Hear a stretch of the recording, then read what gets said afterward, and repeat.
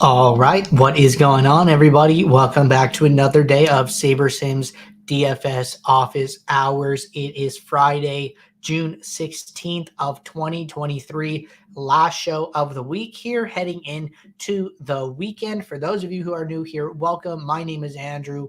I'm one of the coaches over here at Saber Sims, a show where we go over how to use the Saber Sim app, answer any and all DFS related questions. Questions can come in from support. You can reach us at support@sabersim.com. Questions come in live in the YouTube chat. Questions also come in the office hours channel in our Discord server. If you're not in our Discord, there is a link in the description below to get joined up. Highly recommend it. As always, get access to our sim alerts, get access to our individual sport channels. A lot of the other SaberSim team members are around in the channels. So join it, check it out, and come and tune into the show. We do the show Monday through Friday, 2 p.m. Eastern here. But with that being said, looking ahead to today, it looks like we have a 14-game MLB slate. We have golf showdowns continuing to run today through the weekend. Good luck to all of you with your cut sweats today. Should be a fun one as the day winds down here. Looking ahead to the weekend, it is Father's Day on Sunday. Happy Father's Day to all the fathers out there that tune into this show. So no NASCAR on Sunday, but we do have Formula One with the Canadian Grand Prix, and we do have a 14-fight MMA card on Saturday. So plenty of DFS action coming at you over the next couple days. But with that being said, got two questions here. One came in from support, one in the office hours channel in Discord. We're going to hit those questions. Not sure how long it's going to take us, but if anybody has a question on their mind, something that they've been thinking about asking, now is the time to pull the trigger there and get that question in. But going to start with this one from support here. And question says, I had a quick strategy question. When looking at the build screen, how can you tell if a player or team is the leverage play? When I say leverage, I mean it in the traditional sense of a player or team going under-owned compared to their potential range of outcomes. From what I see currently, the leverage column here only shows my exposure to a player versus the fields. Instead, I'm looking for the plays I should roster because they are being underrepresented here. Okay, so this is a really good question, and I'm going to spin up a build here, get this build running so we can talk about this a little more. But for the longtime SaberSim viewers here, so we talk about this concept that we call a research build. It is a build where you are basically trying to gather information from, right? You may be adjusting some slider settings. You're not running this as if this build is going to be your working build that you end up submitting your lineups from here, right? So a couple different ways to do that. I'll walk through them here. I just wanted to have a build for us to work with. But basically what a research build is when you come to your build screen, you turn on manual mode to adjust your sliders. So these are the default sliders for the contest here. But we talk about running a research build. Basically, what we are trying to do is gather as much of the sim data as possible here. And one of the best ways to do that is to turn correlation to 0. What correlation slider does is it is basically like a multiplier where we are looking at the correlations that players have to other players on their team at their highest range of outcomes, right? So if you click on Anthony Rizzo's name, you're going to see these default correlations here in this pane here for him. So you see all the players that we are saying he is most highly correlated to, and then all the way down to players he is negatively correlated to, right? This is from highest positive to descending here. And what this is this is their average correlation. So on average across all of the sims, this is who Rizzo is most correlated to. We take that one step further when we build your lineups because we don't really care who Anthony Rizzo is correlated to when he goes 0 for 4, when he, goes 0 for 3 with a walk, right? Those are very, very low fantasy point outcomes here. And he's never going to get into your lineup if he has those type of outcomes in the Sims, right? But what we really care about is, hey, when Rizzo goes 2 for 4 with a home run and a double, who is he correlated to most at that point in time, right? So we are artificially adjusting these players' fantasy point projections based on this correlation value to take advantage of this upside correlation, which we call it. And this is why building with SaberSim with no rules, with no stacking rules, anything like that in the home screen, that you naturally get big stacks here, right? 4 4s, 5 1s, 5 2 1, 5 3s, just automatically here, right? So our correlation understanding helps us to give you those lineups right out of the gate. But for the sake of this, we're going to turn this off. And then what we're going to do is we're going to increase sim diversity. There's 2 options here. You can do either sim diversity 10 or sim diversity 9. Personally, for MLB, especially for these classic slates, I like to do sim diversity 9. The difference here is that sim diversity 10 is taking a single slate simulation and building you the optimal lineup for each individual lineup that is created. So we are simming each game one time, and then we are figuring out, what the best combination of players is based on how they did in that one sim of each game, and then building you the optimal lineup from there, right?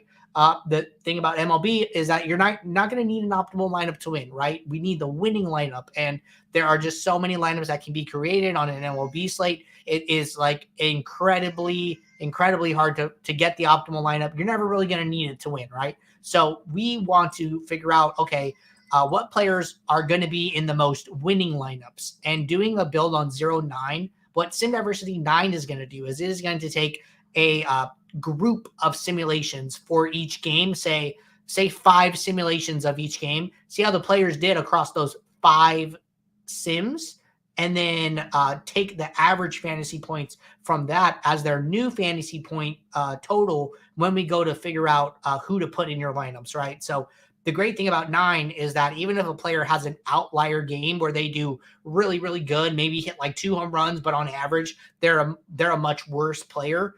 That player is going to have to do good in the other 4 sims in our example to still make it into your lineup, to still keep that average projection high enough where it is outweighing other potential plays, right? So getting a group of sims, in my opinion, is much better for these classic slates. So I think both are viable here, but I would do 0-9. And then this is going to be more of the kind of raw sim outputs here. So let's assume that this build I ran is our 0-9 build.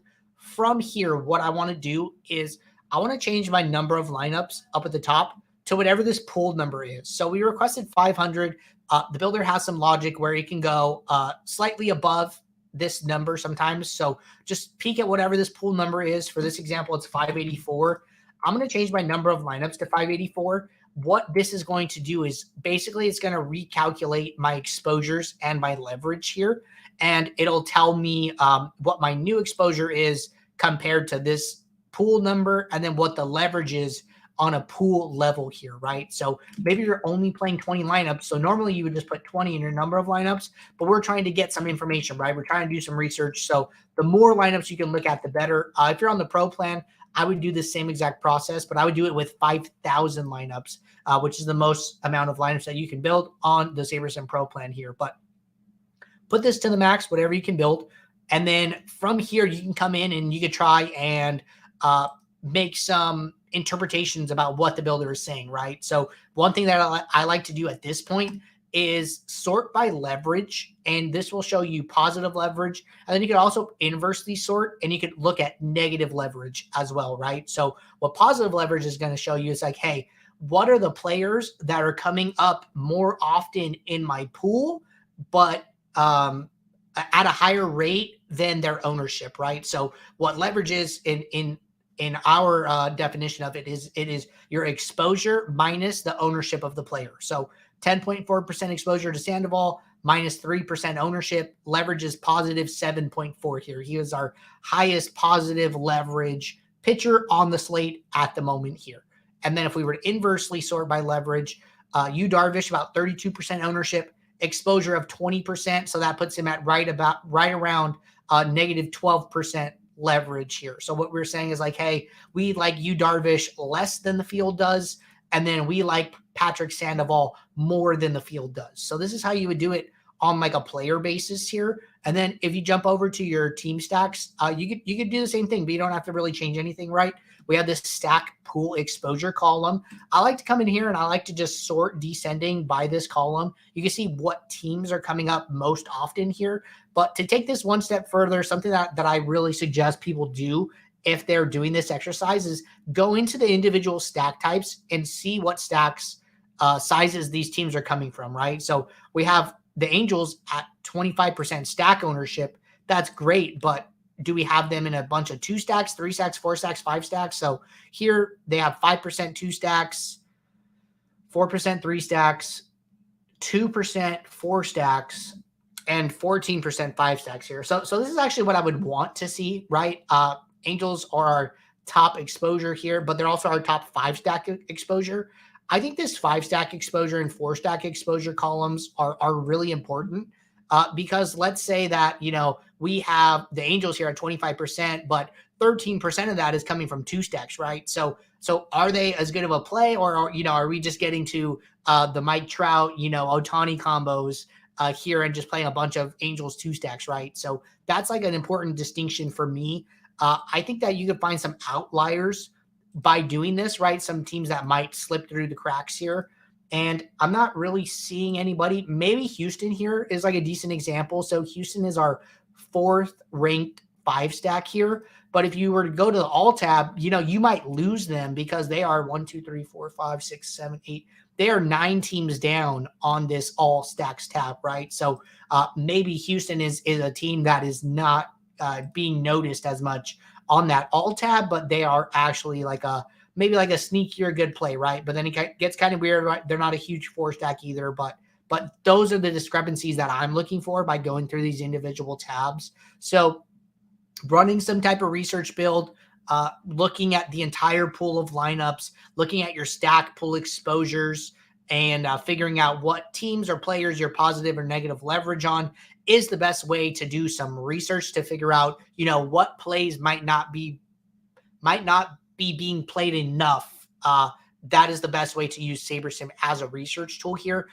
One other thing I did want to mention, I like running this 0.9 for pitchers specifically here. I don't mind running this for batters too, but because correlation is so high by default here at a 10 on this big slate here, I'm okay even running like a modified correlation build where you are reducing the effects of correlation, but you're still leaving correlation on to some extent because you're mostly trying to research stacks, right? So allowing correlation to have some effect, but not the total impact that it normally has can, I think, get you a similar result here. So I think 0.9 or some modified correlation like 5.9, 4.9, something like that are both okay, right? But I wouldn't draw any.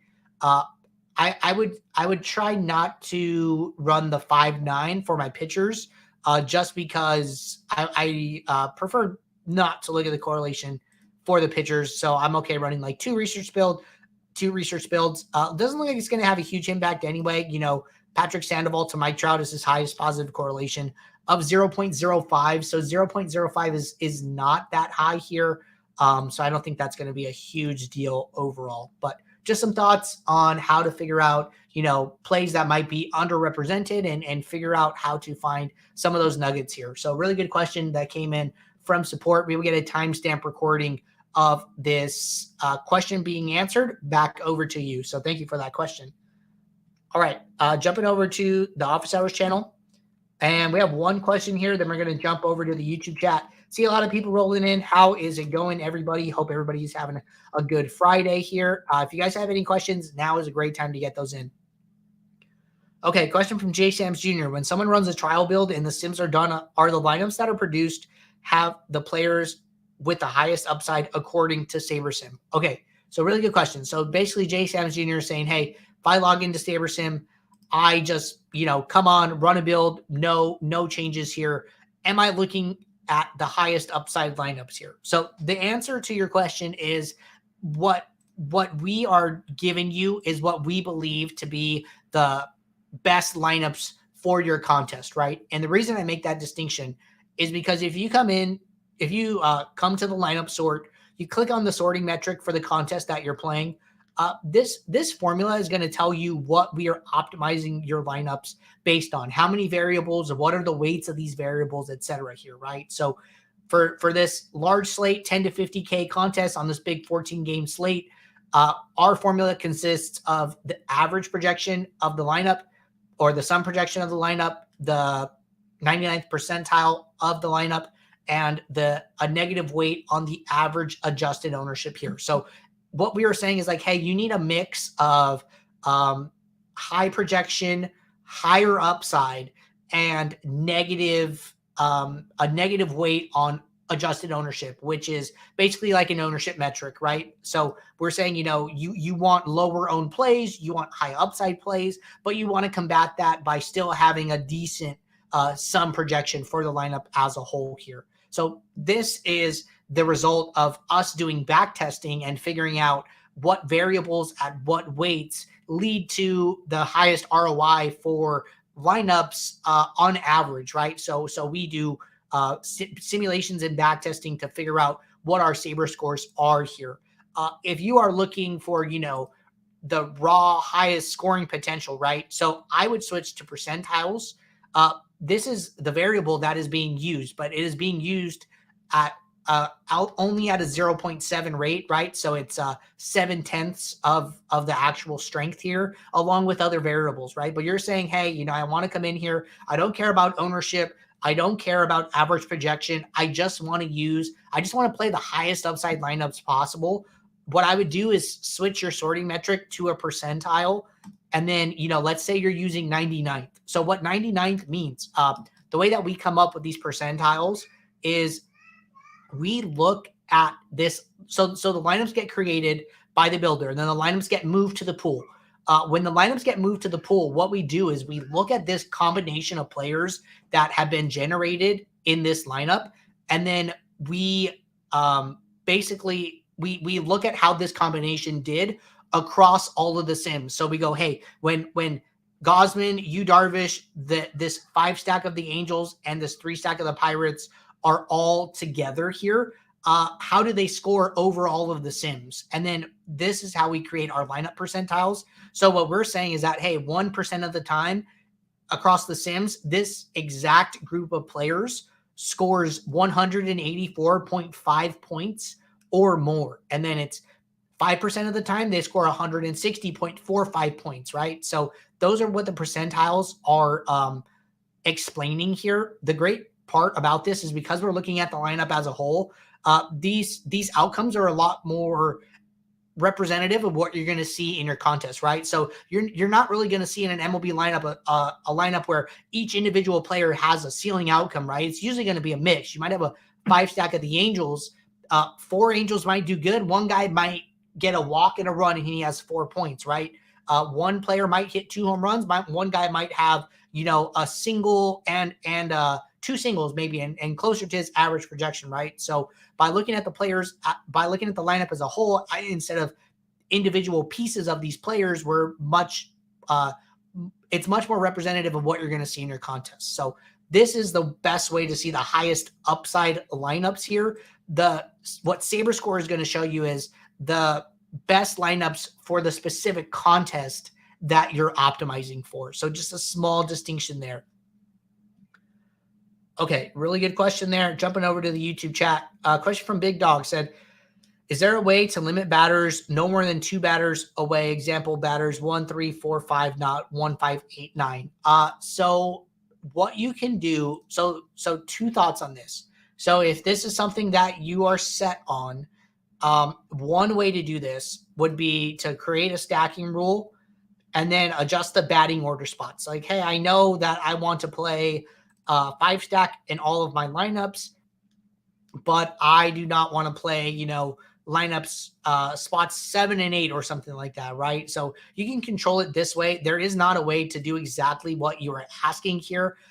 People come in and kind of mention this from time to time here. I'm actually against this idea. And the reason for that specifically is because we understand who's in the lineup. We understand what order they're in the lineup. Let me put a filter on here. and we understand the correlations to those players, right? So let's go and look at Anthony Rizzo, like we talked about earlier here. So his highest positive correlations are Gleyber Torres, Giancarlo Stanton, and DJ LeMahieu. And Gleyber Torres hits directly before Rizzo. DJ LeMahieu hits directly after Rizzo. And then Giancarlo Stanton hits right before Torres, right? So it was Torres, Stanton, LeMahieu, and Stanton are different by 0.01 here. But if we were to look at, Rizzo compared to Billy McKinney here from spot 4 to 7, Billy McKinney is down here, at 0.09. So the builder understands that, Rizzo's highest correlations are going to be the players closest to him in the lineup. But that does not mean that he is not correlated to other players in the lineup. And the size of this correlation slider is only going to exemplify that, bring that out further, right? So if correlation is high at 10 and Gleyber Torres, LeMahieu, and Stanton are his highest correlations, then it makes sense that, he's probably going to end up in lineups with those guys the most. However, there are times in the Sims where, Rizzo might be optimal with other Yankee hitters, right? And I actually think, I really think that, what's the word I'm looking for? Doing these like unconventional stack types where your batters are kind of far away from each other is a great way to get different from the field, especially when the players on that team are very chalky, right? So it doesn't look like Yankees are super chalky here, but in this 5 stack, we're saying 2, 3, 4, 5, 6. So not really what I was looking for. In that first lineup, it was a 3 stack, but I think it was a fine example just for what we're trying to show here. So we have a 3 stack of the Yankees here. We have Stanton at 2, Rizzo at 4, and then we have Anthony Volpe at 9 here, right? So this 2-4-9 lineup, kind of weird, but it could be a way to get different, right? And I think a lot of people make a mistake by not playing some of these guys lower in the order here. So the only reason that they're coming up in this fashion is because, this was these players just had multiple Sims where they did well together, and then the salaries fit with the stacks and the correlations. So I would challenge you to rethink some of that reasoning as to why you feel that way, and then just understand that, SaberSim understands that the correlations to batters close to each other are higher, and that is being taken into account in the correlations and also by the correlation slider here. So hope that eases your mind on that specific topic. But next question from AK. AK said, there used to be an option to limit all player exposures before running Sims. Is there a way to do this still? I like this for MMA. Yes, there is. So in the build screen, when you click on your build settings here, this max exposure in the build settings, this is a global max exposure. So rather than, coming in here and having to set a max exposure for every single player on the slate can be incredibly time consuming. If you just set this max exposure to, 80% and then hit run build, this will put a global max exposure on every single player. So you only have to set this once, and then it is set for every player in the pool. So that is how you do that. All right, this is our last question from Marvin at the moment. If anybody has any questions, now is a great time to get those in. Looks like we still have a healthy crowd watching us here, so hope we can keep the show going. Marvin said, thanks for the follow-up to that leverage question. Second part, does the research build vary sport to sport, say League of Legends, for example? So good, really good question. I would say that some sports, I think the 0.9, 0.10 is sport-wide here. The correlation one, that modified correlation one that I did, I would only do that for NBA here. I'm sorry, I would only do that for MLB, where correlation is so high. You could probably make a case for doing that for hockey as well, right? These high correlation sports, you can do that. I think the thing about League here is that, sim diversity is really high kind of by default here. And then the other thing is that, depending on the size of the slate, this is like a 5-game slate. I would say let the sim diversity guide you. So like if your sim diversity is 9 or 10 on the default sliders, I think good rule of thumb, if your sim diversity is at 10 on default sliders, regardless of correlation, always run the research build on 10. And then just be aware of like how many players are in the player pool here, right? So sometimes with league, you get these like 2-game slates, 3-game slates, a lot smaller in general here, right? 5 games is like pretty large. So on a 5-game slate like today, I'm okay running it at 9, but just be aware of where your sliders are, and then you can toggle back and forth between 9 and 10 here. So just kind of take it on a slate by slate basis. Smaller the slate, the more likely I am to use 10. Bigger the slate, the more likely I am to use 9 here. I think that is probably a good rule of thumb. All right. We are all caught up with questions at the moment. Had questions from support, had questions from Office Hours channel, had questions in the YouTube chat. While we wait for any last questions here, just want to remind you guys, if you guys are not playing over on Owner's Box, you guys should really be taking advantage of it. We started a partnership with Owner's Box at the beginning of the MLB season here. First major optimizer to support Owner's Box. And the contests continue to overlay. Contests are generally softer than what you're going to find on DraftKings, FanDuel, or Yahoo. A lot of the best players are not playing over on Owner's Box. The great thing about the overlay is that those are percentage points that you do not have to win back, right? When you enter your DraftKings contest and the contest fills, DraftKings is taking 15% of the prize pool automatically, right? So your $10 entry is now worth $8.5, and you have to win that 15% back, and then you can start winning profit, right? But on Owner's Box, the contests have been overlaying a lot. You can find full overlay where they are paying you to play the contest. Your $5 entry turns into $6.13 when the contest starts. If you find no rake or reduced rake, those are percentage points that you did not have to earn back from the site, right? So contest selection, super important. I think Owner's Box is a great thing to take advantage of while they remain a smaller DFS site. And then if you use promo code SABRE or SaberSim when you sign up, you get a $500 deposit bonus, and then we will track your entry fees, and then you can earn free months of SaberSim just by playing on their site. And then each time you hit one of these entry fee thresholds here, we will reach out to you and ask you if you want to claim that prize. If you do claim the prize, we will reset your tracking to 0, and there is no limit on the amount of credit that you can earn. So I think this is a great thing to take advantage of while it lasts here. And then it looks like we have one more follow-up from Marvin. So we're going to hit this here. Jump back to SaberSim. Marvin said, and would that be at 0 correlation for a small slate in league as a rule of thumb for that research build? Yeah, I think that you can never go wrong with 0 correlation.